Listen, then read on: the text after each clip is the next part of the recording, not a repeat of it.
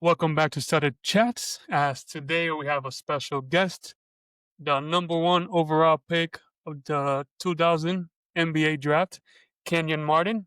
But we're here to talk more outside of his NBA career, more about his journey of being a stutterer and becoming who he is today, and how that transitioned into his career paths and all that stuff. Thanks I for having me, appreciate guys. you.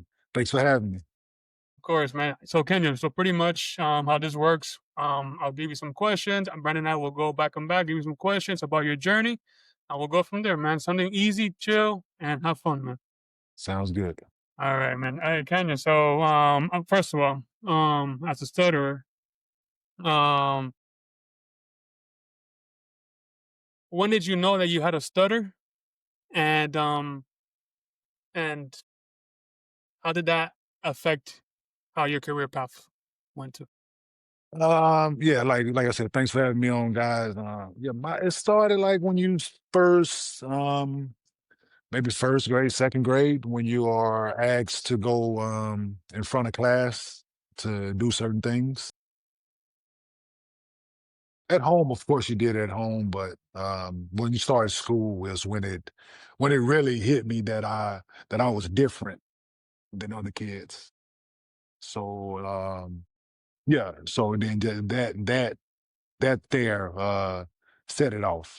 Me realizing that, like I said, I was different and no one else in the class was like me. They had no problem getting up and speaking in front of the class. So that was the start of it. Definitely can. I gotta ask you, Miss Ovid, what was one of those things? Because we all have something that, like I said, get in front of that class. What's one of them words or phrases that challenged you back then? Oh, I just wouldn't go up there. Seriously, like class participation was zero. Just refused to. Like, told my mom I'm not gonna do it. They can't make me. She couldn't make me. Yeah. So my class participation was zero. And then in the third grade, had a teacher, Hmm. Miss Atkinson. She recommended speech therapy. So they Mhm. had a speech thing at the elementary school that I was at. So I started taking speech in the third grade.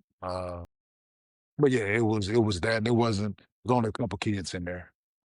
The second grade teacher taught it. Uh, Yeah, so it was in the third grade where a teacher recognized that I wasn't gonna give on the class participation thing. So she decided to give me some help. So that was huge. That's awesome. Not all.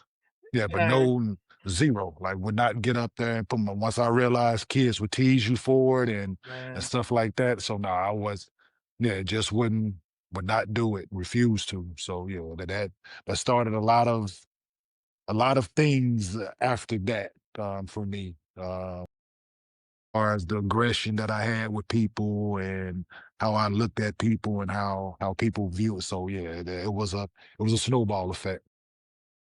and stuttering, man, it's something that's not shown. No one knows the struggles that we go through, man. Because Yeah, I remember times in fifth grade, no, my middle school years, man. I had my history teacher. He knew how to stutter, but he also pushed me to my limits. Like he pushed me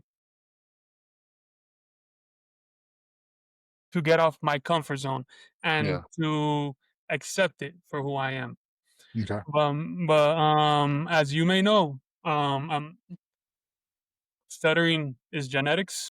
Yeah. Is that something um it was around you growing up, or I know you have kids. I think your kids, do they stutter too? So like I said, it's genetics, and my dad. I didn't find this out till a little later, but yeah, my dad is a stutterer as well. I didn't grow up with my dad, so didn't know that about him till later. My mom told me later, but yeah. So it's genetics. None of the older kids do. I think my youngest son might. Not 100% sure yet. We don't know if it's him just trying to talk too fast or if it's actually a stutter. But yeah, so just paying attention to it. So I'm a father of six. So the oldest ones know the youngest one may have it. So we'll see. But Congrats on but that. yeah, I'm saying, but we are prepared for it just in case. Hmm. Know how to go about it, know what the do's and don'ts and things that I'm saying to encourage if that is a thing. So yeah, so he has a good tutor in the house in that regard. That's what's up. All right, Kenyon. Like a role model. Yes, Yeah, sir. Yes, sir. So Kenyon got a question for you. So, yes, sir. dudes, uh, when did you learn to accept it, and what things helped you as a kid when you stutter, or as an adult, As a kid, nothing really. I like I said, I was a shy kid. I transitioned my shyness and it became aggression. Like I Mhm, said, mhm. had a lot of fights as from fourth, fifth, sixth. Those years, I had a lot of fights. Being teased from stuttering. I drew a line in the sand around that age. And if you teased me about it, I punched you in your face. If you did anything, a fight came with it. Hey, that's how it was back then. Yeah, you know what I'm saying? That's just what it was. Like I grew Yeah, up in the 80s and the 90s, man. yeah, So as a kid, it was ruthless. Hmm. And so you had to develop either thick skin or you had to become really tough and you had to do things about it. So they didn't take it easy on you. And then so a lot of that was my childhood. That was why I became the person I am. And when people see this right now 47-year-old man and they don't understand the trauma and the things that you had to deal with as a child yes, sir. that that still manifest at times. So when things are being presented, it's sometimes get bottled up in that fashion. Um And like, of course, when you're younger, you have people trying to finish your sentences for you and try to think for you, and that's it, and that's frustrating in itself. So, and then the only way I could think to start cussing at you, like, let me finish my statements, and there's gonna be a lot of four-letter words in there. So, So, um, yeah, but for me, when I got to college, when I got to University of Cincinnati, and it was basically mandatory that we do interviews. So being a college athlete, there was no way around it. Uh, whether you played well or didn't play well, there was always questions to answer from media. So that was starting my transition into being comfortable with it, right? Because constantly having a camera in your face or reporters in your face, you can't you can't control it. So they're going to ask questions, and those words that you know you have problems with, you can't. Some of those you can't avoid it when you answer a question. Yeah. So you can try to go around it and give a more long, drawn out answer, like which I've learned to do. When I know I'm about to stutter, I try to I give you a longer version of the answer to avoid the stutter, right? So Yeah, of course. it's so you learn to deal with. I learned to deal with it in that regard. But yeah, so the start. So when I was in college, having constantly having reporters and microphones in my face from Hmm. 96 through 2000. But like started in 96 when I first got to University of Cincinnati. mhm, Yeah, okay. man, and especially being number one pick, man. All the camera was on you, man. All the camera was on you. All the interviews you had to do. I'm Yeah. sure that wasn't very easy. But I'm sure you know, or I don't know if you know. Um, also, oh yes, also Shaquille O'Neal also Yeah. stuttered. Okay. So, I want to go into your locker room, your teammates, and all that good stuff. How was the locker room atmosphere with you stuttering, and how were your teammates going about that, even in college or even in college and NBA? So like I stated, had a lot of fights growing up. So that aggression translated into on the basketball floor. Hmm. So I didn't get teased at all because they knew a fight came with it. Like that's just the way it was, man. From like that's how I grew up. That's what I knew. That's the environment I grew up in, playing sports and other things. So not to be the tough guy, not to want to sound like the tough guy or anything like that, but that's just the environment I grew up in. It's just not like today's society where Nah, yeah, everything is, I'm saying everybody wants to go get a gun these days. That wasn't that when I was growing up. Everything you had to be able to come here and to be able to like win or lose, right? You had to be able to do it. So when I didn't get teased at all, not to my face at least in college or in the pros for stuttering. And if they did, I would have addressed it the only way I knew how. yeah. Which Um, yeah. So Beautiful, understandable. Question for you, Kenny. Because basketball, I played ball, football. Also, Matthew also played sports too. How did stuttering help you on the court, bro? it was an outlet, of course. You know, having be able to release that frustration and the things that was going on off the floor was helpful. Don't have to only certain words are used on the floor. You got those down oh packed yeah, with coverages and stuff like that. You got to be able to call out coverages and all that and just processing it fast. So I can't remember or think of a time where I stuttered trying to call out a coverage, you know, play with a mouthpiece in the whole time and all that. So yeah, I can't recall where stuttering was a thing while I was playing. yeah, Um, yeah, because it's been processed so fast. It's no basically no time for it, right? I can only imagine trying to call out a defensive coverage and I can't get it out, right? It's right. The guy gets screened, and now me and oh, him, read that. yeah, yeah. So I can't recall a time where I had a stuttering episode during a game. Maybe during a timeout, maybe a halftime, maybe. But while the actual game is going on, yeah, I can't. Yeah, I don't think I've ever had had an episode where I just couldn't get it out. It was awesome. I'm gonna say because things, as you say, was happening fast. Playing the game, like you say, on the court at your level or just at the park. I'm calling that pick, screen, screen, pick, pick, and I'm like, if this was a presentation, it was a presentation. Not a chance. We'll be here all day. Listen, we'll be here all day.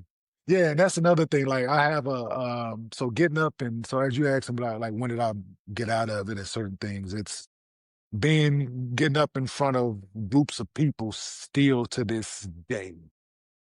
I get that nervous sweat and that nervous energy. Like me standing at a podium is probably the worst place I could possibly be. So when I do things, I ask them, can I have a chair, right? So I can sit down, so I don't feel like I'm in this. Everybody has a magnifying glass, and I'm just looking up under it. And it's like, right. So if Yeah, I'm in a chair, sitting down is I'm more comfortable. I'm not. Yeah. So I try to ask for a chair in that regard, so I could circumvent that. It's still going to happen at times during it because all eyes are still on me, but it's not that podium. I don't want to stand at that podium. It does a thing to me. Beautiful. A question for you to follow up with the Kenyon. When you go up, because some people are covert and then some people are, they say it, they advocate out there. When you go and now speak wherever you are, do you let people know? Do you tell them? Do you broadcast it or how? You know what I mean? Yeah, I do. I do. If it's in front of a group, I let them know, you know what I'm saying? Because it's a part of me. You know what I'm saying? I let them know just in case I do have a stutter. Um, it's not going, it might not present itself, but just in case it does, be patient with me until we going to get there, right? To the, to the point, nothing extravagant, nothing to it. It's not, like I said, I might do it, I might not. But just to let you guys know, this is a part of me. I do have a stutter and let's go. Right. So yeah, just giving that's people that pretense, because somebody in the crowd might, right? You never know who the audience is. You never know who can resonate with, who might have been feeling away because of theirs. You never know who's in the building at times, man. Uh, awesome. yeah. So I've had people come up to me after events and things and like, man, I stutter. I just wanted to say, man, thank you for being who you are and doing this. So it happens all the time. Beautiful. random places, hotel lobbies, different people, man, that know I stutter and they have the same thing. We are the same, and can't wait to tell me their story. Are happy to meet me because of what I've done for our community. That's awesome, man. Um, Main reason why we have this podcast, man, is is to put a spotlight on stuttering, cause I'm like you. I tell people up front, hey, I'm a stutter. I might get stuck on this word. I might get stuck here and there, but at the end of the day, I'm gonna get my point across, and it's not our goal to be fluent. Our goal is to be understood. Absolutely. Um, Props to that, man. What was growing up? Did you have somebody that you who was your role model, someone that you looked up to, maybe somebody who stuttered or did not stutter? Role model was my mom for the most part. But Shout no out to all one the moms. around, yeah, no one, a single mom, man, raising two kids. So yeah, no one around me. Like I said, besides the couple kids that was in the speech class I was in elementary school, no one around me stuttered other than me that I knew of. Speech impediments are in different forms that I've learned since I've gotten older. So there were a few kids around with speech impediments, but no one that stuttered as that I could pinpoint that I can remember. Um, Actually, yes, there was this one a few years older than me that stuttered that I grew up around. Uh, yeah, so that was, and then my sister's first cousin stuttered, has a stutter. So yeah, so there's a couple people that I was around, but none of my direct friends who I was around mostly did. So, but like I said, a few other people had speech impediments, so we kind of gravitated towards one another. Yeah, it just wasn't the norm back then. I think Not at now all. we are accepting it more as today. It's still not enough, but a little by little, um, I think, I think, my generation and your generation didn't know what stuttering was. It was like, oh, he's just getting stuck at a word. Oh, he might just be talking fast. They don't know what goes behind it and what science is Yeah, entails in that. yeah. People they don't. Yeah, they don't want to take the time to get to know it, right? So which Yeah, teaches on, but we are who we are, and we're not going anywhere. So, yeah. That Yeah, I part. have funny story. High school, a teacher told me I was stuttering. I was getting stuck at every word. And I was like, man, he called me up. I said, Matthew, Mateo, he talks Spanish, and he said, are you high? I was like, oh man, I'm not high. I'm just getting stuck on my words, and but like that just takes it just shows the knowledge of people have about stuttering, about speech impediment, and how many different forms there is. Yeah. yeah, and teachers, some teachers, not all, some teachers are the worst corporates when it comes to the that, right? Like, why would they ask you if you're high? Like, why would that be a thing? Yeah, You know what I'm saying? I Like, know. why? Like, no, do I like no? Like, just because I'm stuttering doesn't necessarily like that. No, that doesn't correlate. Yeah, not at all. Not at That's, all. got a question for you, Ken. Um, NBA analyst, man. How did you transition to that from we know necessarily how it is on our side. You know what I mean? Yeah. There we go, boom, boom, boom. There's gonna be words. You might have to say seven. Like if you say six, seven, like you might have to say six, you might have to say seven, and you know that's the word. So how did you transition into that role? Yeah, I actually, man, it fell into my lap because the former coach I had wrote something in his book. Like I had no intentions on doing TV, radio, podcast, none of this stuff, man. It just he said something in his book about me. I responded on Twitter at the time before it was X. I was taking my daughter to Disneyland for a birthday, and while I was at Disneyland, Fox Fox reached out and asked me if I wanted to come on the show. I went on the show the next day, and then just everything from that interview on, I was asked to come back. Would you mind coming back? Would you mind coming back? And then other networks started reaching out, and then radio shows and this and that. And so, yeah. So just being able to be comfortable in it. And like I said, being able to know that I know whatever it is that I'm talking about well. And that's, we're talking about basketball a lot, but I know it well. I know it like the back of my hand, and being able to articulate it well. If a stutter comes, it comes. But I know what I'm talking about, and I know this game well, and it gives. And it was a subconscious thing to me for me to do it for you guys, right? For people that stutter, for other people, right? To show people that you can be in this space, Mm-hmm. right? You can have a stutter, you can still be in this space, and you can be really good at it, Yeah. right? So it was subconscious. It was a lot of that, right? It was giving people confidence that might. I'm saying they need it, right? Because this is, like I said, society don't understand it, and they haven't taken the time to understand it. So Mm-hmm. for me to sit on that platform on ESPN with some of the biggest names, on Fox with some of the biggest names that could be, and for me to hold my own on radio shows with Michael Rappaport and other, being on Sirius XM and these other Yeah. platforms, and me being able to hold my own and stuttering in the process, right? But pushing through it and still, like I said, being relevant, and that's what it's about. I'm gonna follow up with that question. When it came to you dealing with them, did you let Fox know? Did you let them know, hey, this is No, what it? Yeah. no, Okay. no. Okay. There was no need for me to, Mm-hmm. right? People that know me, that know my story, they don't just reach out to you. They do background check Yeah. and see Yeah. Ah, about things. So it's okay. what's so it's out there. So, and if I do during the show, oh well, like it's at least you can at least you can understand me. I'm articulate. So it might be a stutter with it, but you can understand it. Yeah. Yeah. Yeah. Totally understand. Yes, sir. While you're talking, is there like a technique in the back of your mind that you do, or just like I'm sure you've done this growing up, all the tapping, the prolongations, all that, all the technique. There's something that Yeah, you all that. do. To, All, you all do. all of it, all the things that you learn during speech, and you've been part of it, you've been just all of it, right?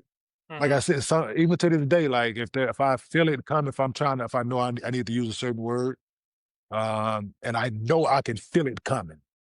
Like I said, I would use 6 words for that one word. Like however I need to get my point across if I feel it at times in order instead of like there's avoidance still, right? With certain words and certain things, but like I say, at times you cannot avoid the stutter, right? So right, it's just if I feel it coming and if I'm into the word or the sentence that I'm saying at the time, I just let it. I just go with it. I I got it. just I go with the flow. So I got you. Definitely understand that. Going with the flow, allow it to happen. Yeah, man. yeah, yeah, you have to, man. You've dealt with it enough to know, you know what I'm saying, your frustrations that you've had in the past, and to not let that surface again, just go with the flow, right? Because you've had those frustrations as a child. You've been teased as a child. You've had all these, you've had different people cut you off in your statements. You've had all these things already. So go with the flow. Question for you. Give me, because we all have one instance where we can remember where we blocked really hard or stuttered really hard. Give me an instance where you blocked really hard or the stutter real hard and you was like, oof, I remember that one. You know what I mean? Probably I think my first interview in college when I got eligible, because I wasn't eligible right away my freshman year. Mm-hmm. Like I found out I was eligible in December. I remember this vividly, like one of my very first interviews. It was rough. It was rough, not just words, like just the interview itself. It was multiple words during the interview I was like, that was a sweater there, right? That's one of them nervous sweats that didn't go away. One of them cold, nervous sweats that didn't go away. And I'm gonna ask you, what did in like from that interview, What did you all learn though? Go with the flow. Push through it because there was no way that I had no choice in that moment. It was like it was in the middle of the interview, so it was yeah, so yeah, they could have not used it, but I guess it was the question that they asked was about me being eligible, so they And they had to put it in there. They say kind of important. yeah. The basic of the interview was this: how does it feel to be eligible? How does it feel to be joining the team? And I'm good luck.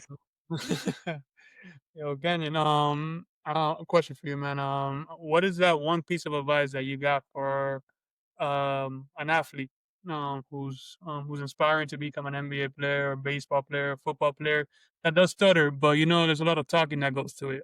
What's that advice we give 'em? Yeah, no, it's a part of the job. It's a part of the job. You can't avoid it, so you might as well accept it because that's who you are. You're special. But yeah, learn your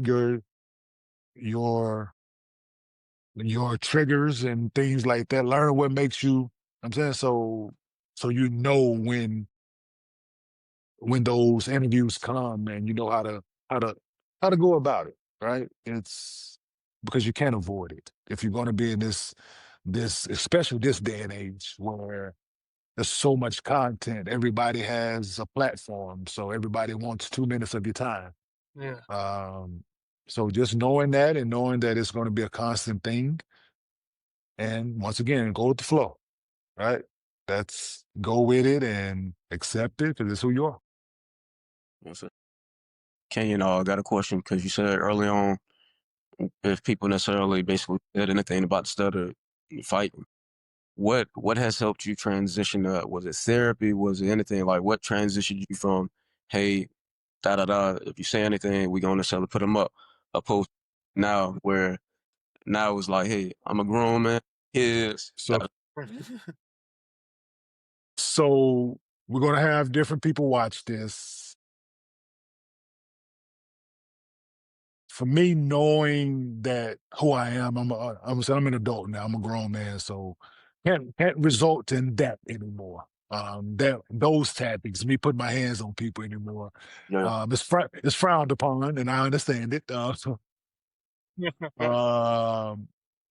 I hmm.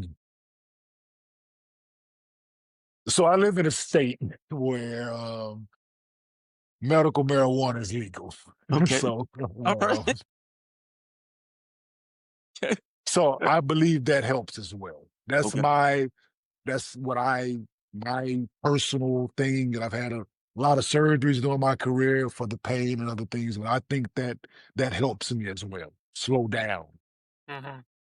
gather my thoughts, and I'm able to. So that's me. I don't. Sure. I'm not saying everybody needs to go do, but that's just what I've found that works for Kenya. Hey, man. Everybody has their own thing, man, and whatever Yeah, works for whoever works for them, man. yeah, But absolutely. Yeah. So I'm just being honest with people. Y'all want the real me, and this is you getting me. So this is No, yeah, appreciate that, man. you good. You good. Got a question, man? Because this is a basketball question. You went to the finals twice, right? yep. There it is. Say for instance, it came down to win the game, a block shot or scoring necessarily the basket. Which one gives you the most? That block shot to necessarily save or scoring a point? Probably the block. More than like yeah, it'll be the block. Yeah, to put yourself in a situation to be able to stop someone. Yeah, no, yeah, that's definitely more intimidating. So anybody can score. Anybody can score. Not everybody can get defensive stops when you need it. Yeah, so I had to play Dwayne Wade's rookie year in Miami. They ran a play He's for that game. player. Got my Yeah, they boy ran a back play. here. Well, they ran a play for game, and I snatched this shot out the air for game. Two hand off the backboard for game. So game winning block. Oh, nice, huh?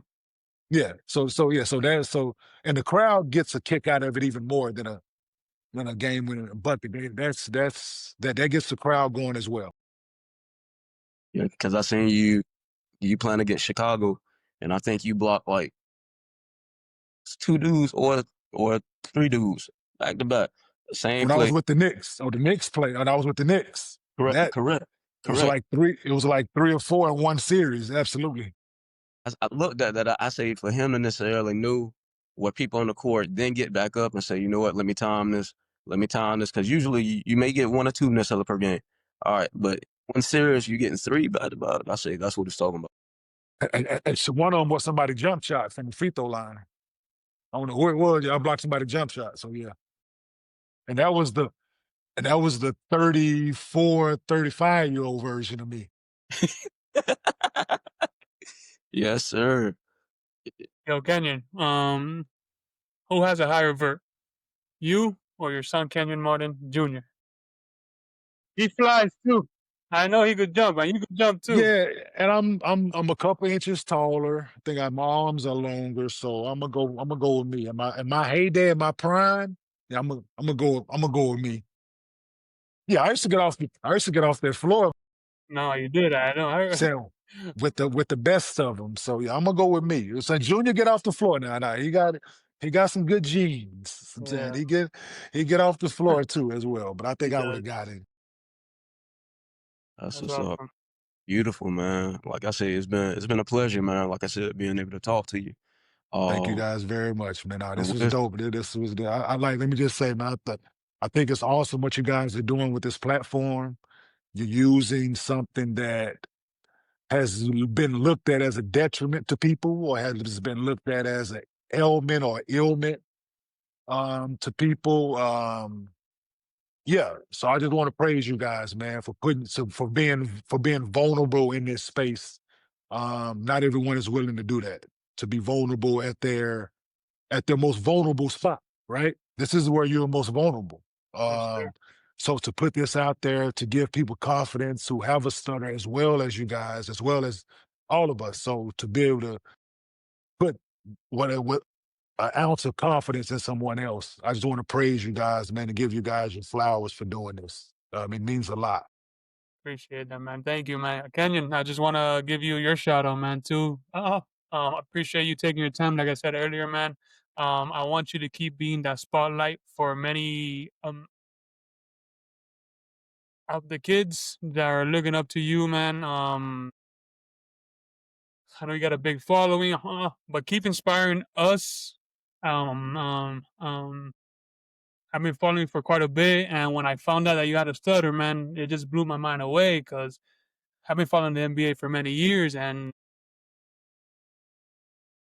now I'm finding, um, what players have a stutter.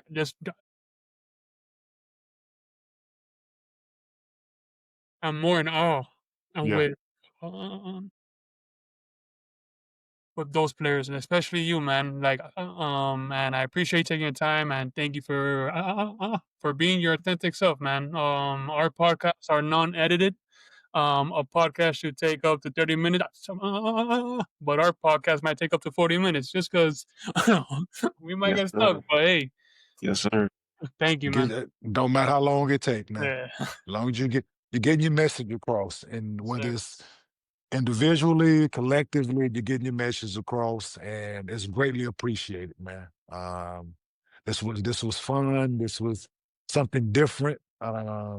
It's for our community. It's for people to understand, man. So we're not going anywhere. And like I said, it's a lot more to come for myself individually. So be on the lookout for it, and yeah, just keep supporting stutterers because we are that, man, and it's yeah. So like I said, man, thank you guys, man. It means a lot.